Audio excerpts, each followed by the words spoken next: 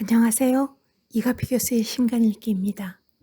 오늘 함께할 책의 제목은 우리가 몰랐던 혁신의 비밀, 에드워드 왓서만 지음, 박선영 옮김, 상상스퀘어에서 23년 8월 9일에 발행한 책입니다. 저자는 아이오와 대학교의 실험 심리학 교수이자 비교인지연구소 소장입니다. 이 책을 선택한 이유는 제가 옛날 생각이라고 잊고 있었던 행동주의에 대해서 다시 한번 생각할 기회를 주었기 때문입니다. 이 책은 3부로 구성되어 있고요. 1부 서문, 2부 혁신적 행위의 기원을 밝히는 25가지 사례, 3부 결론입니다. 들어가며 우리가 아는 수많은 창의적 행위는 모두 천재성이나 완벽한 계획에서 나온 것이 아니다. 창의적인 행위의 속성을 정확하게 이해하려면 그 행위가 낳은 과정을 파헤쳐 보아야 한다. 그 과정에 복잡하게 얽힌 인과관계를 정리하면 3가지 요소, 즉 상황, 결과, 우연이 거의 항상 존재한다. 나는 혁신적 행위의 결과보다 과정에 주목함으로써 창의성을 위한 노력의 핵심인 행위의 중요성을 강조하고자 한다. 우리가 아는 위대한 이론과 생산물, 도구들은 그것을 창조한 사람들의 행위가 없었다면 절대 빛을 보지 못했을 것이다. 그런 의미에서 이 책은 천재성과 예지력으로 창의력을 논하는 대부분의 책과 결을 달리한다. 나는 천재성이나 예지력 같은 헛된 목표를 버리고 관찰하고 조사할 수 있는 증거들에 집중하는 편이 훨씬 더 빠르고 앞으로 나아갈 수 있는 길이라고 믿는다. 이 책의 요지를 밝혀주는 내용입니다. 2부에서는 스포츠, 의학, 위생, 예술, 문화, 아이오와주에 대한 25가지 사례를 이야기해 줍니다. 먼저 스포츠 관련 이야기 중 하나를 소개할게요. 이 사례에서도 상황과 결과와 우연 요소를 찾아보시기 바랍니다. 2009년 스포츠 일러스트레이티드에 나온 기사인데요. 뒤로 눕듯이 넘어가는 포스베리 플랍 뛰기는 기존 높이뛰기에서는 상상할 수 없었던 명백한 혁명이다. 형태와 기술 면에서 완전히 새로운 시도다. 이렇게 좋은 도약 방식이 있다는 것을 그렇게 오랫동안 몰랐다는 것은 일종의 수치라 할 수 있다. 그런 방법이 존재했다 해도 무명의 10대 선수가 아니라 코치, 운동학 교수, 생체역학 전문가에게서 나왔어야 했다. 하지만 그 어린 선수는 연습하는 과정에서 자연스럽게 혹은 도전적인 자세로 자기만의 스타일을 창조했다. 상황 요인 딕 포스베리는 고등학교 때까지만 해도 키가 클 뿐 높이뛰기 선수로서 뛰어난 역량을 보이지 않았다. 새로운 코치가 엎드린 자세로 높이뛰기 발을 넘어가는 기술을 쓰도록 지시했지만 아무리 연습해도 적응하기가 힘들었다. 그래서 구식 기술로 취급되던 가위뛰기 기술로 어쩔 수 없이 돌아갔다. 결과 요인, 시행착오를 거치며 자세를 조금씩 수정했더니 높이뛰기 발을 뒤로 넘어가는 독특한 자세가 나왔고 그 자세로 꾸준히 연습한 결과 그동안의 기록을 뛰어넘는 결과가 나왔다. 수많은 연습과 노력 끝에 마침내 놀라운 결과를 기록했다. 새로 개발한 기술을 꾸준히 다듬은 결과 1968년 멕시코 올림픽에서 금메달을 거머쥐는 파란을 일으켰다. 우연 요인, 포스베리 선수가 다닌 고등학교는 포스베리 선수가 3학년일 때 오레곤주 최초로 스폰지 매트를 도입했다. 배면뛰기 방식은 선수가 발을 뒤로 넘어가기 때문에 목이나 어깨로 떨어질 수 있어 다칠 위험이 크다. 따라서 모래나 톱밥으로 된 기존 착지대를 계속 사용했다면 뒤로 넘어가는 기술을 적용하기가 힘들었을 것이다. 다음은 의학과 관련된 이야기인데요. 질식사를 막는 응급처치법인 하임리법에 대한 얘기입니다. 헨리 주다 하임리는 흉부외과 의사이자 의학 연구자였다. 그는 의과대학에 다니던 시절 생명을 구하는 일에 커다란 매력을 느꼈다. 1972년 어느 날 뉴욕타임스를 읽다가 질식이 6번째로 흔한 사고사의 원인이라는 기사를 보았다. 20년간 식도 문제들을 연구했고 식도 치환술을 개발한 사람으로서 질식사를 줄일 방법을 찾고 싶었다. 그는 73년부터 유대교 병원의 실험실에서 다양한 방법을 테스트했다.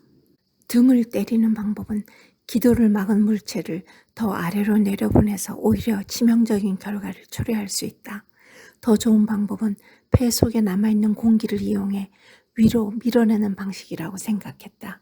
처음에는 개를 데리고 실험한 다음 10명의 동료 의사와 함께 횡격막을 주먹으로 밀어 올려 입 밖으로 공기가 충분히 배출되는지 서로 실험해 보았다.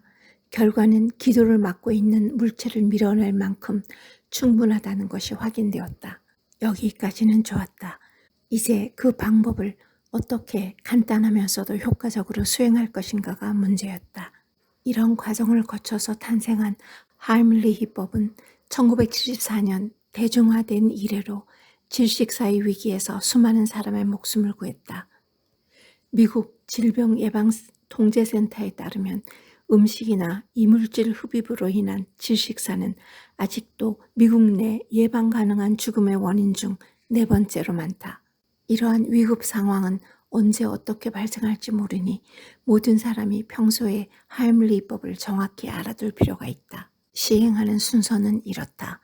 먼저 뒤에서 환자를 양팔로 감싸 안은 후 한 손은 주먹을 쥐고 다른 한 손으로 그 주먹 쥔 손을 감싼다.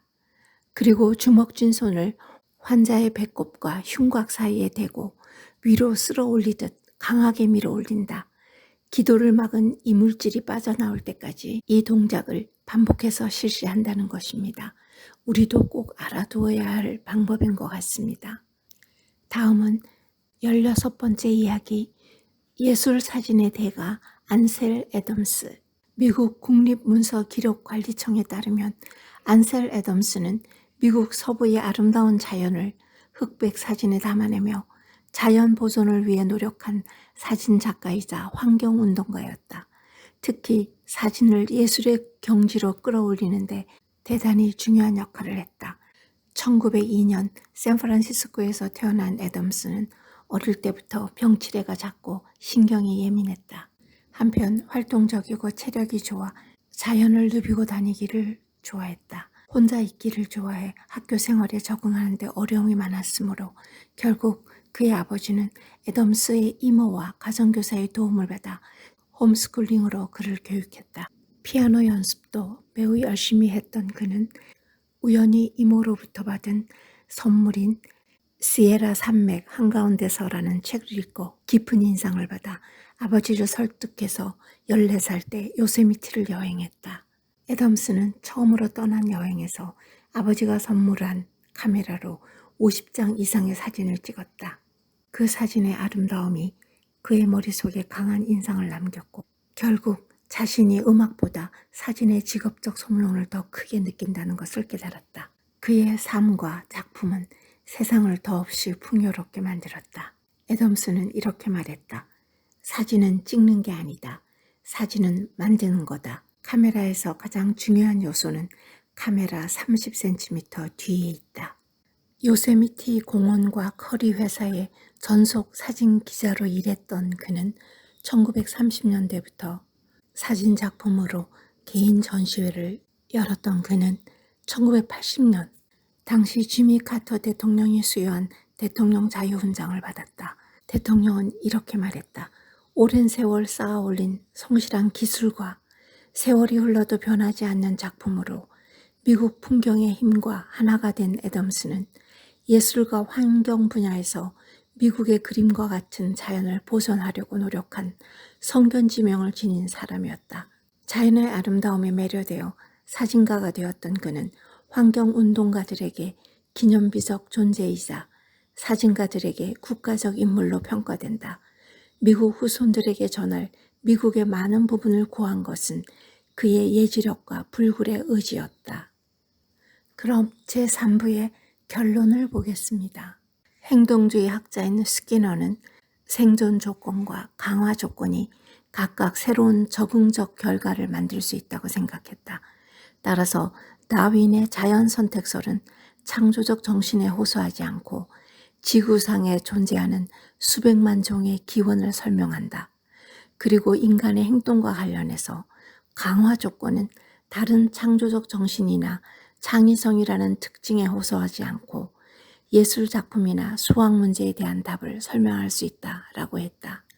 요약하면 돌연변이에서 오는 우연적 특징이 생존의 해법으로 선택되듯이 우연한 행동의 변화는 강화적 결과로 선택된다라고 주장했다. 우리가 하는 매우 창조적이고 잘 설계되어 보이는 행위들 역시 처음에는 아주 단순한 행위에서 출발했을 것이다. 그 단순한 행위가 시행착오 과정을 거쳐 위대한 결과로 형성되는 것이다.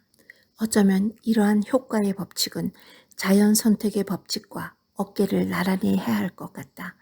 이 두 가지 기본적인 선택론적 원리가 자연스럽고 기계적이며 사전 계획 없이 작동하는 법칙에 따라 환경에 절묘하게 적응하는 유기체를 만들 수 있으니 말이다. 이 틀은 결국 삶과 행동의 과학을 훌륭하게 통합할 것이다. 이 책에서 주장하는 바는 인간의 창조적인 행위는 다윈의 진화론에서 적자생존 혹은 자연선택과 같은 원리로 작동한다는 것입니다. 여러분의 생각은 어떠신지요?